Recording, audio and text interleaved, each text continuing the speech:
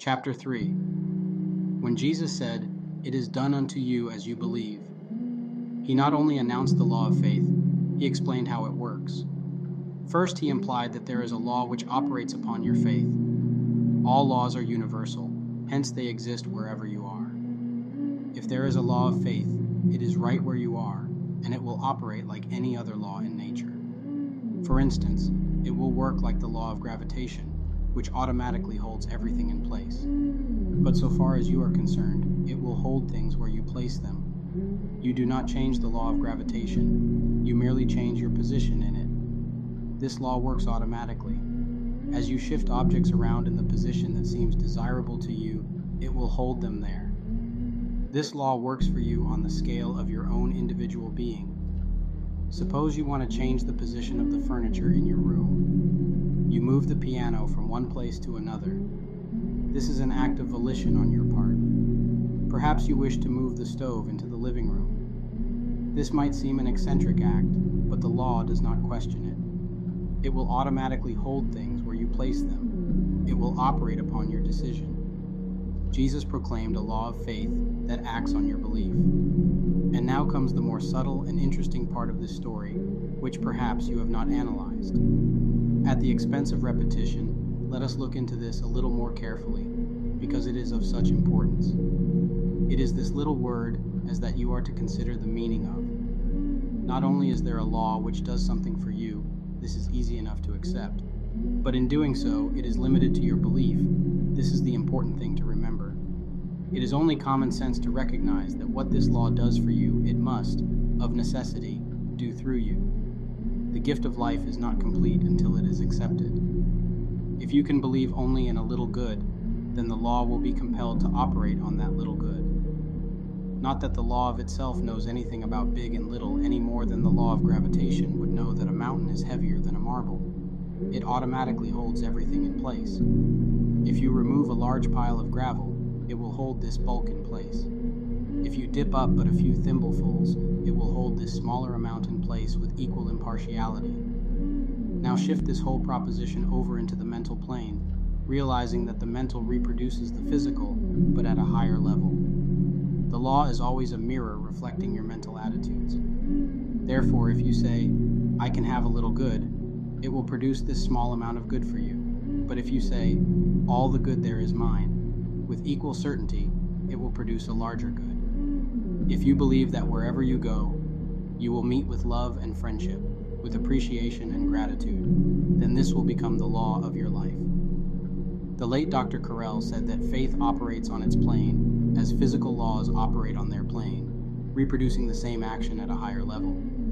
He was careful to explain that the laws of faith do not destroy physical laws. One law of God could not destroy another. Spiritual laws reproduce physical laws at a higher level.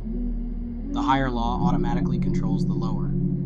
This is equal to saying that the laws of mind can be made to control the physical body and the physical environment when they are rightly used, not through denying body or environment, but by including them in a larger system. This is what faith does. You should think of the law of faith just as naturally as you would any other law in nature.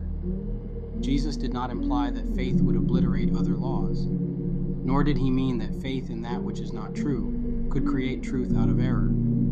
He meant that faith in right must always reverse that which is wrong. So far, no one has disproved this theory. All who have acted upon it have received a definite result. Faith is a great adventure, a stimulating pursuit, a worthwhile attempt to utilize the higher laws of your being for definite purposes. Jesus was very explicit in his teaching of the use of faith. He said, "If you ask for bread, you will not receive a stone."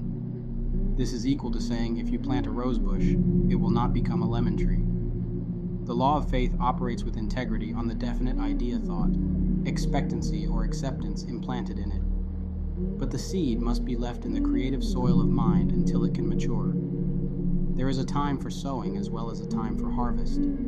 Plants must not be pulled up or interrupted in the process of their growth.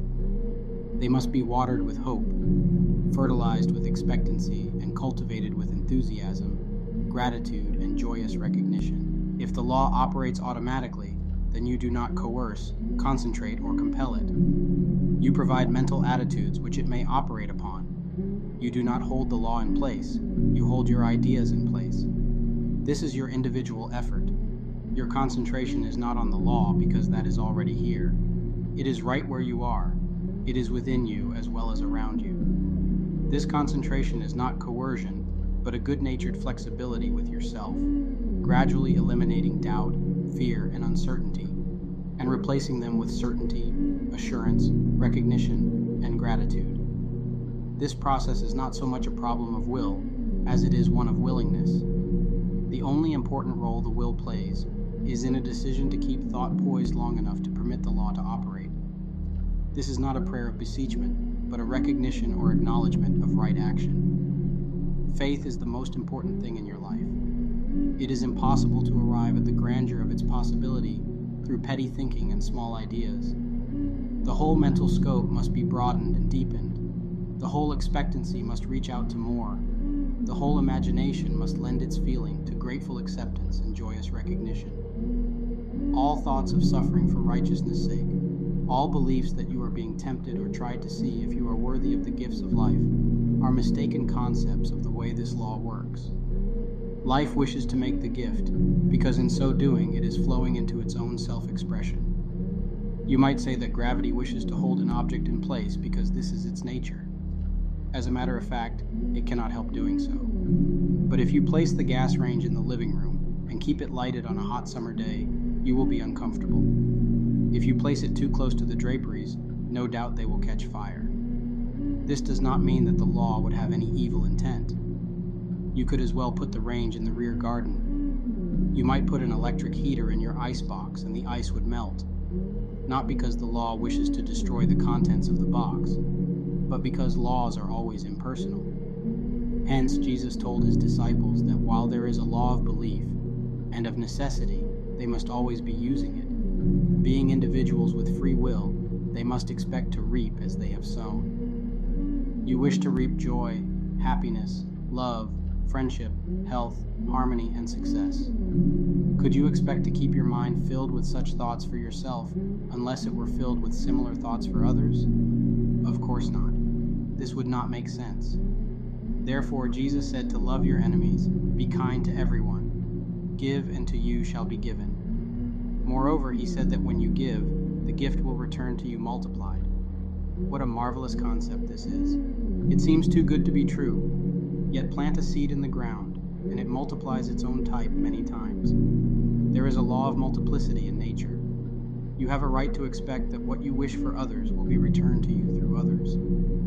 You have no right to expect that you can reap where you have not sown. The marvelous teaching of Jesus is not quite so soft as it sounds. His words are statements of the great laws of cause and effect, laws that produce justice without judgment, the inevitable result of laws that work with mathematical certainty.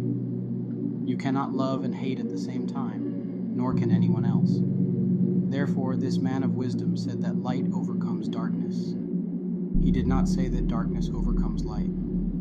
Disregarding the softness and beauty of the words of Jesus, the marvelous grandeur of them, you will always find this cold, hard fact staring you in the face.